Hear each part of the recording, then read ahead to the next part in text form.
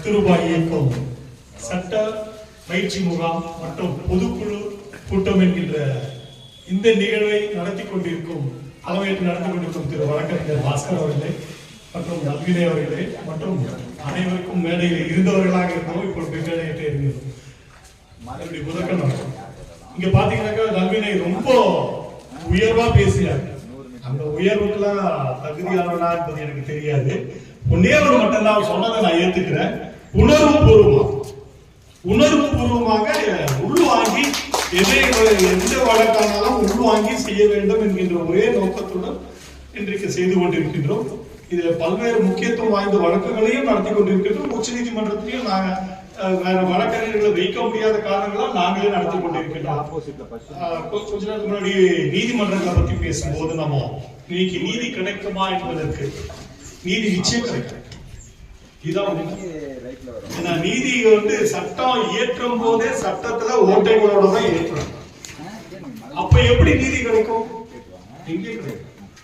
அதற்கு தான் இந்திய நாட்டினுடைய பாதுகாவலராக ராணுவம் இருப்பது போல இன்றைக்கு நீங்க இருக்கிறீங்க.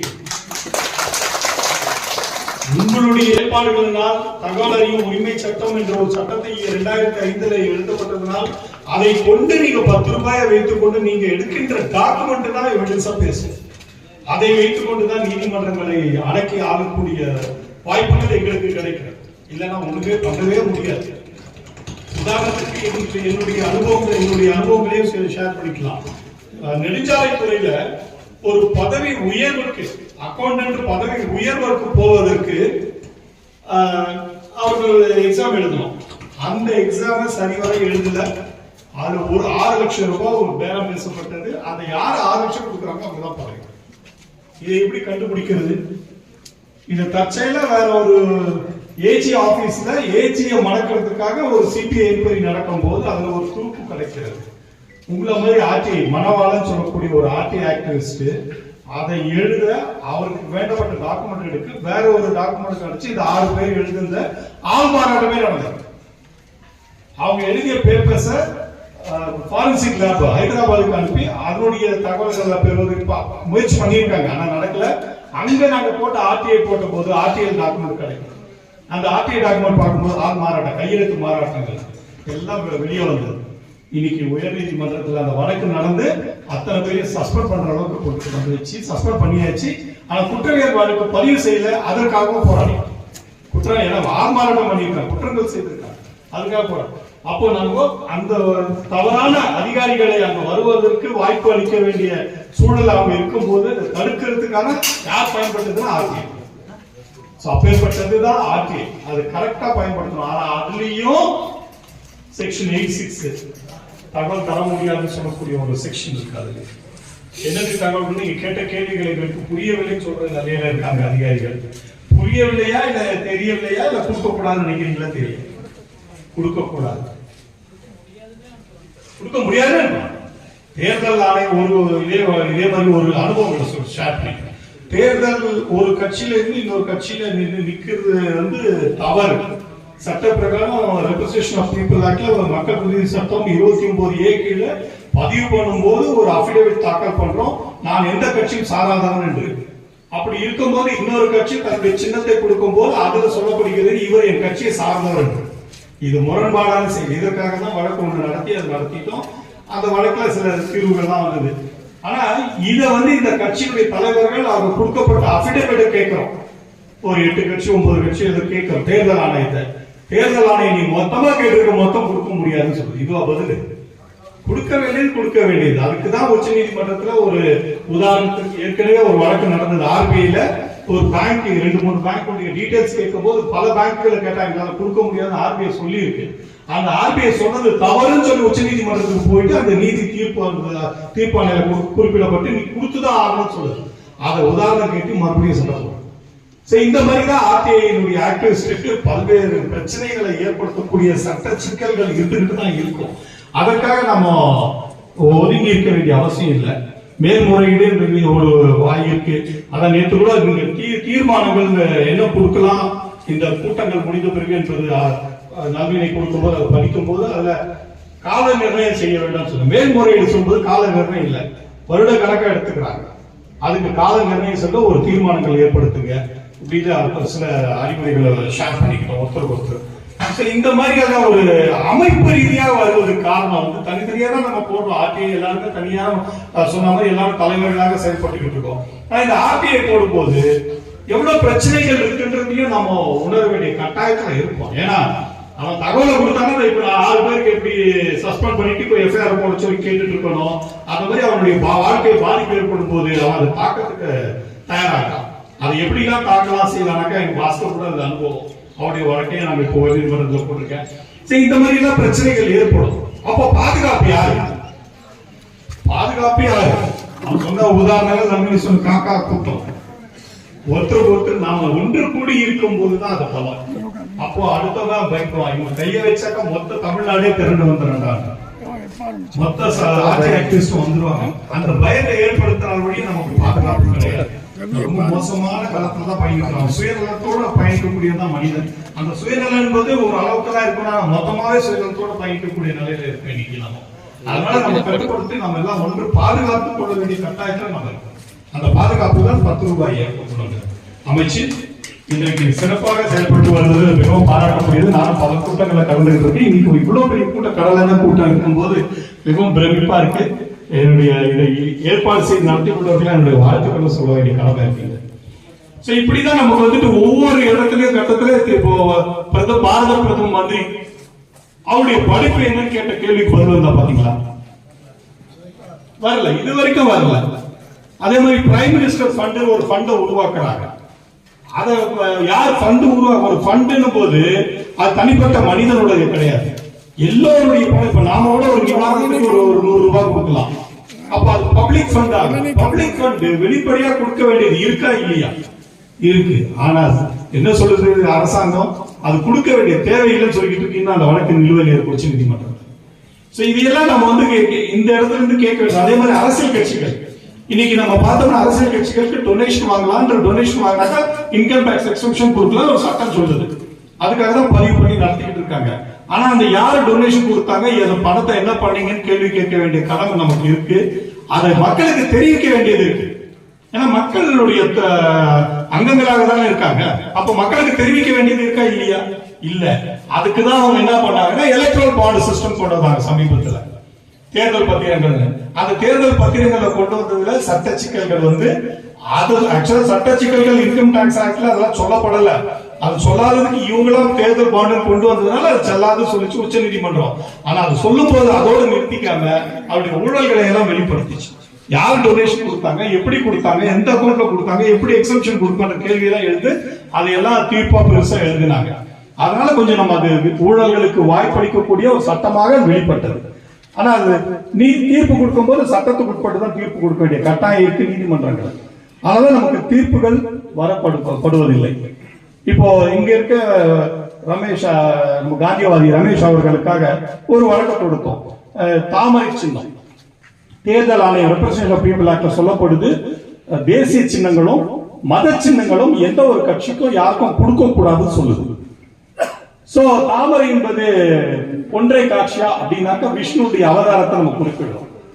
அப்புறம் விநாயகரை பாத்தீங்கன்னா தாமரை மேல உட்காருவாரு, சரஸ்வதி பார்த்தோம்னா தாமரை மேல உட்காரு. அப்ப மதத்தை சார்ந்த சின்னங்கள் ஆகுது இல்லை, இதை எப்படி கொடுக்கலாம் நீங்க? ஏன்னா பொதுமறையானது அரசியல், அதுக்கு வந்து இதுல கொடுக்கறது தவறுன்னு சொல்லிதான் வழக்கம் போட்டோம். முதல்ல எடுத்தவொன்னு 1 லட்சம் ரூபாய் கட்டுங்க நீங்க. ஏன்னா என்ன நோக்கத்துல வரல நீதிபதி நம்ம தப்பு சொல்ல முடியாது. அது அவருடைய மனநிலைமை என்னன்னா, நீங்க எதுக்கு இந்த மாதிரி வழக்கு போட்டுட்டீங்க, பிஜேபி கிட்ட காசு வாங்குறதுக்கா அப்படின்ற ஒரு அவங்க எண்ணத்துல, அந்த எண்ணத்துல போயிட்டு 1 லட்சம் ரூபாய் கட்டுங்க அப்பதான் வழக்க விசாரிக்கும் அப்படின்னாரு. அதுக்கு கொஞ்சம் சட்டத்துடைய குறிப்பீடுகள்லாம் கொடுத்த பிறகு சரி 20,000 ரூபாய் மட்டும் கட்டுங்க, உங்களோட வழக்க விசாரித்தாரு. 20,000 ரூபாய் கட்டி வழக்க நடத்தணும். வழக்கம் முடித்து வைத்தார்கள். எப்படி முடித்து வைத்தார்கள்னாக்கா, டெல்லி ஹைகோர்ட் இந்த தீர்ப்பு இந்த வழக்கை வந்து முகாந்திரம் இல்ல தள்ளுபடி செய்கிறோம், அதே மாதிரி இங்க தள்ளுபடி செய்யறோம். வழக்கினுடைய நாங்க சாராம்சத்துக்குள்ளேயே அவங்க போல. சோ அப்போ சாராம்சம் போகாம தீர்ப்புகளை கொடுக்கக்கூடிய சூழல் இருக்குது. சோ இதையெல்லாம் நம்ம வந்துட்டு தட்டி கேட்கலன்னா இது வெளியே தெரியாது. இன்னைக்கு அது தட்டிக்க அவர் காந்தியவாதி கேட்டதுனால இப்படி ஒரு சிக்கல் இருக்குது. அந்த சிக்கலை பார்த்தோம்னா சட்டத்திலையும் அது ஒரே ஒரு வார்த்தை குறிப்பிட்டது. அந்த சட்டத்துல தேர்தல் ஆணையம் கொடுக்கின்ற சின்னங்கள் மத சின்னங்கள் ஆகாதுன்னு ஒரு வார்த்தை. இப்போ நான் கேட்டா சின்னம் அது மத சின்னம், நீ கொடுத்தா அது மத சின்னம் இல்லையா, அது தேசிய சின்னம் இல்லையா அப்படின்னு ஒரு வந்ததுனால இப்ப நான் இன்னொரு வழக்கு போட்டிருக்கேன். நீ கொடுக்கறதாச்சும் சின்னம் கொடுத்தாலும் அது மத சின்னங்கள் தான், நாங்க கேட்டாலும் மத சின்னங்கள் தான். அதனால சமநிலை ஏற்படுத்தணும், சமநிலை தேர்தல் நடத்த வேண்டும்னா இதெல்லாம் கொடுக்க கூடாது, பண்ணக்கூடாதுன்னு சொல்லி வழக்கு போட்டிருக்கோம். அது இன்னும் இருக்கு. இந்த மாதிரி நம்ம கேட்கணும். சட்டங்கள்லயும் உள்ள நுழைச்சி வச்சிருப்பாங்க சட்டத்தை. அந்த சட்டத்தை எப்படி மீறுவது என்பதற்கு அவர்களுக்கு அவகாசம் இருக்கும். அதையெல்லாம் நம்ம கேட்கணும்னா இந்த ஆர்டிஐ ஆக்டிவிஸ்ட் தான் முக்கியமானது. நாட்டின் பாதுகாவலர்களாக இருக்கீங்க. ராணுவம் நம்ம இந்திய நாட்டை பாதுகாப்பது போல சட்டங்களையும், ஏன்னா மக்களுக்கான சட்டங்கள், இந்த மக்களை பாதுகாக்கணும், மக்களுக்கான செயல்பாடுகள் நடக்கணும்னா மக்களுக்கான சட்டங்கள் பாதுகாக்கப்பட வேண்டும். அந்த மக்களுக்கான சட்டங்களும் ஓட்டைகள் இருக்கும். அந்த ஓட்டைகள் அடைக்கிறதுக்கு செயல்பட வேண்டும்னாக்கா ஆர்டிஐ ஆக்டிவிஸ்ட். ஐயா கேட்ட தனியா போயிட்டு நீதிமன்றங்கள்ல எஃப்ஐஆர் போட முடியுமான்னு, நிச்சயம் போடலாம்.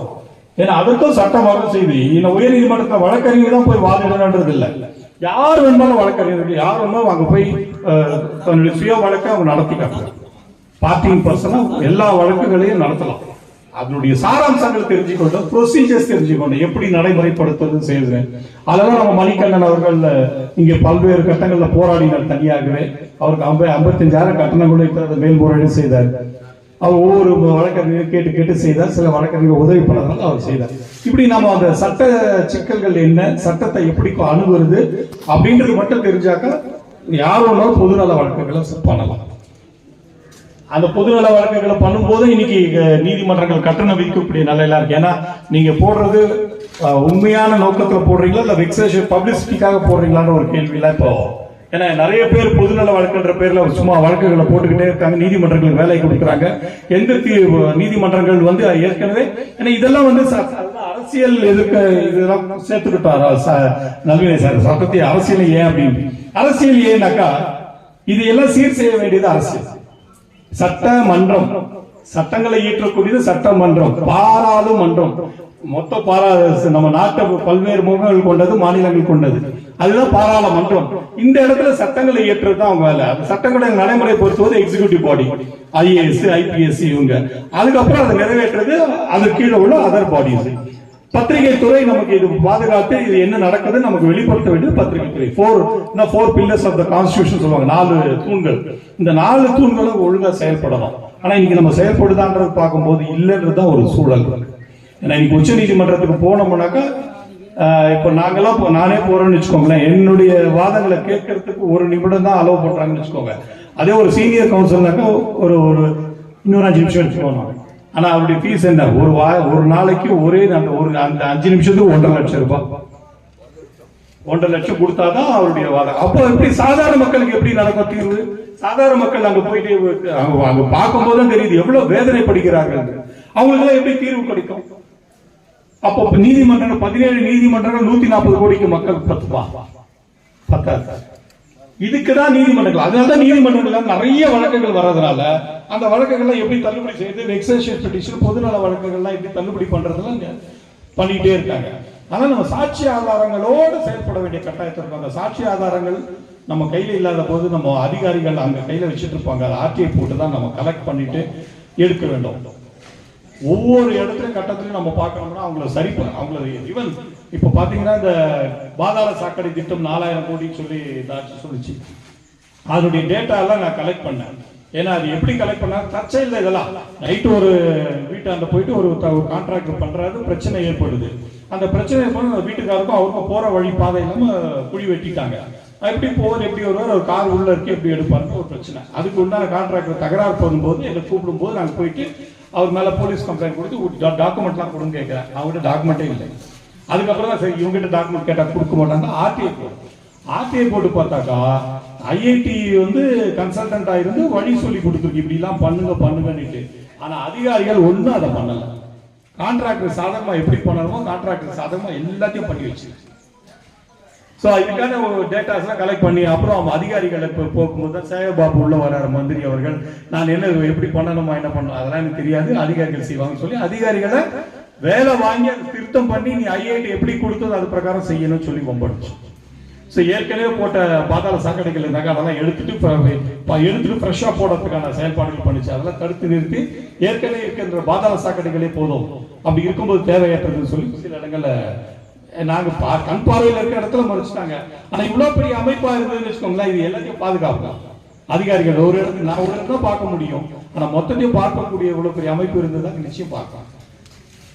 சோ அதுக்குதான் நீங்க வந்து பாதுகாவலர்களா, சட்டத்தின் பாதுகாவலர்களா, மக்களின் பாதுகாவலர்களா இன்னைக்கு செயல்பட்டு இருக்கீங்க.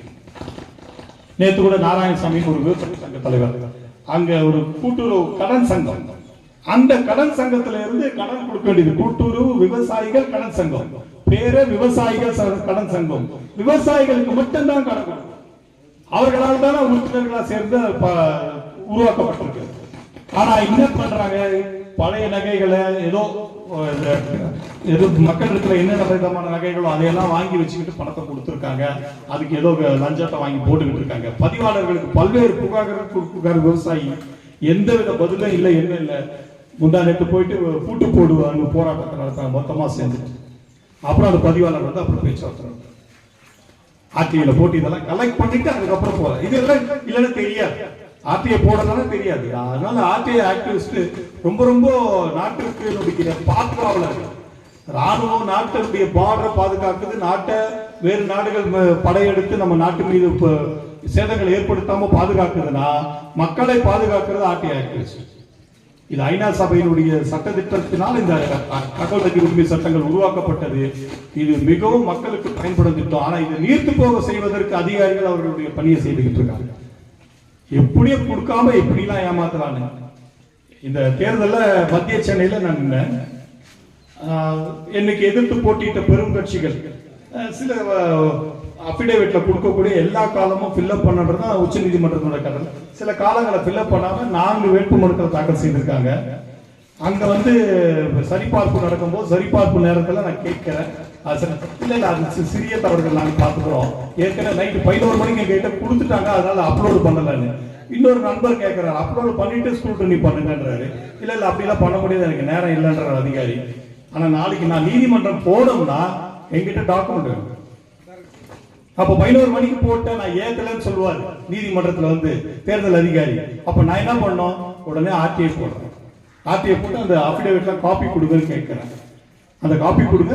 ஒவ்வொரு அபிடேவிட் தாக்கல் செய்யும் போதும் அது சரியா போயிருக்கா இல்லைன்னு செக் ஸ்லிப்னு ஒன்று கொடுப்பாங்க. அந்த காப்பிகளை கொடுன்னு கேட்கிறேன்.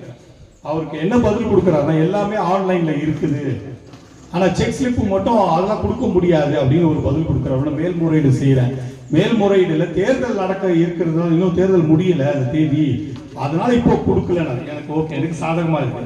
அந்த அபிடேவிட் ஆன்லைன்ல இருக்குதுன்னு சொன்னார்ல, நாளைக்கு வந்துட்டு 11 மணிக்கு கொடுத்தாரு, நான் அப்லோடு பண்ணலன்னு சொல்ல முடியாது. இப்போ நாளைக்கு நான் வழக்கு தாக்கல் பண்ணோம், ஒருவேளை என்னோட மன நலனுக்கு நான் தாக்கல் பண்ணனா இப்போ எனக்கு எவிடன்ஸ் இதுதான். நீதான் சொன்ன ஆன்லைன்ல இருக்குது எல்லாம், ஆன்லைன்ல இருக்கிறதுனால என்னமோ அதை எடுத்து அதுல என்ன குறைபாடோ அந்த குறைபாடு வச்சு சோ அதனால ஆர்டிஐ ஆக்டிவிஸ்ட் அவ்வளவு இம்பார்ட்டன்ட். அந்த ஆர்டிஐ ஆக்டிவிஸ்ட் தகவல் அறியும் உரிமை சட்டத்தின் மூலமாக தகவல்களை சேகரிக்க வேண்டியது பெரிய வேலை. சேகரிச்சாதான் வழக்குக்கே போக முடியும். ஐயா கேட்ட மாதிரி சிஎஸ்ஆர்ல அவங்க எப்படி பிரைமா ஃபேசி வருதா இல்ல குற்றவியல் முகாந்திரம் இருக்கான்றது மட்டும் தான் இம்பார்ட்டன்ட். அந்த குற்றவியல் முகாந்திரம் இருந்ததுனாக்கா அவர் தைரியமா சிஆர்பிசி 200ல அவர் தைரியமா போய் நீதிமன்றத்தில் வழக்கு போட்டு அவருக்கு எஃப்ஐஆர் பதிவு பண்ண சொல்லி கேட்கிறேன். அதுவும் பதிவு பண்ணாம இருப்பாங்க காவல்துறை. இன்னைக்கு முக்கிய அடுத்தபடியான ஒரு அயோக்கியத்தனமான துறை வந்து காவல்துறை. அதான் 156 டாக்ஷன் 200ல கம்ப்ளைண்ட் போடலாம். நீங்களே போடலாம். அந்த முகாந்திரம் உங்களுக்கு அந்த எப்படி போடணும்ன்ற வழிமுறை தான் தெரியணும் உங்களுக்கு, அவ்வளவுதான். அது இப்ப 156(3) அதாவது வழக்கு பதிவு செய்ய சொல்லி வழக்கு போடும். மேஜிஸ்ட்ரேட் கோர்ட் தான் போடும். அந்த எப்படி வழக்கா போடும்.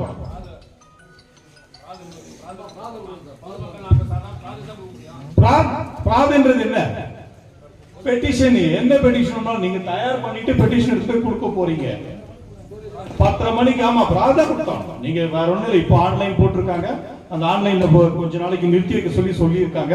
ஆன்லைன்லயே போடலாம். அங்க இருக்க ஒரு அந்த நீங்க டைபிஸ்டுங்க இருப்பாங்க கோர்ட்டை சுத்தி, அவங்க கிட்ட போனீங்கன்னா அவங்க ஆன்லைன்லயே போட்டு கொடுப்பாங்க. அந்த நம்பரையும் அந்த கோர்ட் ஃபீஸையும் கட்டிட்டு எடுத்துதான் ஆகணும் ஐயா. நீங்க கொடுத்ததை எடுத்து எந்த ஒரு குப்பையை கொடுத்தாலும் வாங்கிதான் ஆகணும். மேஜிஸ்ட்ரேட் குப்பை வெறும் பேப்பர் அது மாதிரி எடுத்து போய் கொடுத்துட்டேன். அப்புறம் அது வாங்கி நீதிபதி கிட்ட கொடுக்கணும், மேஜிஸ்ட்ரேட் கிட்ட. அந்த மேஜிஸ்ட்ரேட் வாங்கி பார்த்துட்டு இது சட்டத்துக்கு உட்பட்டு இல்ல, இது முறையா இல்ல அப்படின்லாம் சொல்லி நிராகரிக்கலாமே ஒழிய அது வாங்க மாட்டேன்னு சொல்லவே முடியாது. இது நீ கொடுத்தது சட்டத்துக்கு உட்பட்டு இல்ல, வழிமுறையில இல்ல, அதனால இது நாங்க எடுக்க மாட்டோம். இல்ல அது கூட உங்களதான் கேட்பாங்க. உங்களுக்கு வழக்கறிஞர் யாரும் இல்லையான்னு கேட்பாங்க. எனக்கு வழக்கறிஞர் இல்ல, நானே பண்றேன்னு சொன்னாங்க சொல்ல முடியாது. வழக்கறிஞர் எனக்கு வைக்க வசதி இல்லை நீ சொன்னீங்கன்னாக்கா, ஏன் அரசாங்கம் வச்சிருக்க இலவச சட்ட உதவி மையம் இருக்கு, அது வழியா நீங்க ஏன் பண்ணக்கூடாதுன்னு கேட்பாங்க. ஆமா சரி எனக்கு பண்ணி கொடுங்கன்னாக்கா அவங்க அதுக்குண்டான நோட்டை போட்டு அந்த சட்ட உதவி மையத்துக்கு அனுப்பிவிடுவாங்க. 20 ரூபாய் தான் சார். 20 ரூபாய் கோர்ட் ஃபீஸ் தான், வேற ஒண்ணும் இல்லை. 20 ரூபாய் கோர்ட் ஃபீஸ் போட்டு நீங்க தாக்கல் பண்ணலாம். இப்ப பாஸ்கர் உதாரணத்துக்கு சொல்றேன், 126(3) தான் அவர் போட்டாரு, அவருக்கு ஒரு பிரச்சனை இல்ல. அந்த 156(3) மேஜிஸ்ட்ரேட் என்ன ஆர்டர் போடுறாங்கன்னா 154 கீழே போடுறாங்க. பிரிலிமினரி என்கொயரி லலித்குமார் கேஸ் ஒரு வழிமுறை சொல்லியிருக்கு. பிரிலிமினரி இன்வெஸ்டிகேஷன் அவர் வழியில பிரிலிமினரி இன்வெஸ்டிகேஷன் போட்டு அது கொடுத்துட்டாங்க, அவருக்கு ஆர்டர் கொடுத்துட்டாங்க. ஆனா காவல்துறை இது வரைக்கும் ஒன்றும் செய்யல, தூங்கிக்கிட்டு இருக்கு. இப்ப அவர்கிட்ட எங்க கிட்ட கொடுத்ததுனால உயர் நீதிமன்றத்துல போட்டுருவோம்.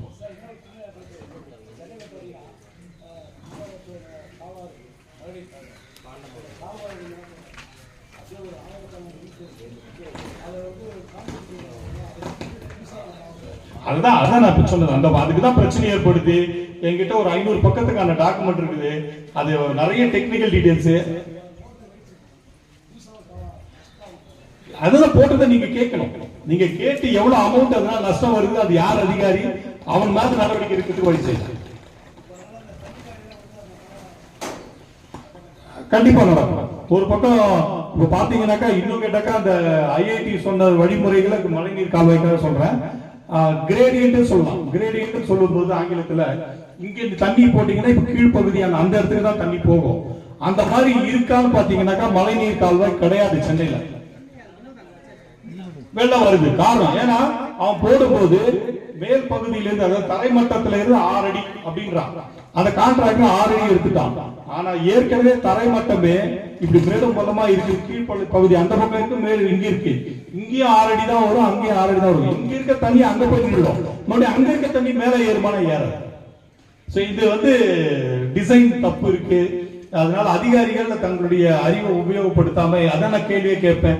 ஒரு குடிநீர் பகுதியினுடைய ஒரு என்ஜினியர் போயிட்டு இந்த மாதிரி பண்ணிருக்கீங்களே என்னமானாக்கா, சார் நான் கூட வக்கீல் சார் இருந்துச்சு, அப்ப பேசாம இந்த தொழில் ரிசைன் பண்ணிட்டு அங்கத்துக்கு வந்துருமா, கோர்ட்டுக்கு வந்துருமான்னு. கோர்ட்டுக்கு வந்துடும், அந்த தொழில் பண்ணலாம். இது எதுக்கு பண்றீங்க, இதுவா நம்ம என்ஜினியர், நீங்க என்ஜினியர் தான், உங்களுக்கு என்ஜினியர் பிரெயின் யூஸ் பண்ணுங்க, அதுக்கு உண்டான திட்டங்களோட செயல்படுங்க அப்படின்னு சொல்ல வேண்டியதா இருக்கு. அது மாதிரி நம்ம இன்னைக்கு பல்வேறு வகையில சட்டங்களையும் அதிகாரிகளையும் செயல்படுத்துறோம். அந்த அதிகாரிகள் செயல்படுத்துற நிலையில இருக்காங்க. நாம அவங்க எல்லாம் வழி நடத்த வேண்டியது. அந்த வழி நடத்துறதுக்கு தான் நமக்கு ஆர்டிஐ தான். நீங்க பொதுமறையா கேட்டீங்கன்னா யாரும் உங்களுக்கு நீ என்ன வச்சிருக்க எங்களுக்கு தெரியாதா, நாங்க எதெல்லாம் வச்சிருப்பேன். நீங்க ஆர்டிஐ போட்டு டாக்குமெண்ட் எடுத்துட்டீங்கன்னா என்ன பண்ணணும், கையில உங்ககிட்ட ஆதாரமே இருக்குது, அந்த ஆதாரத்தை வச்சுக்கிட்டு நீங்க என்ன பண்ணலாம். இல்ல இல்ல கார்பரேஷன் தான். கார்பரேஷன்ல அதுக்கு தனி ஸ்டாம் வாட்டர் ட்ரெயின் டிபார்ட்மெண்ட் இருக்குது, என்ஜினியர் சிஇ இருக்காரு, இ இருக்காரு, எல்லாம் இருக்காங்க. அவங்க பதில் கொடுக்கலாம்.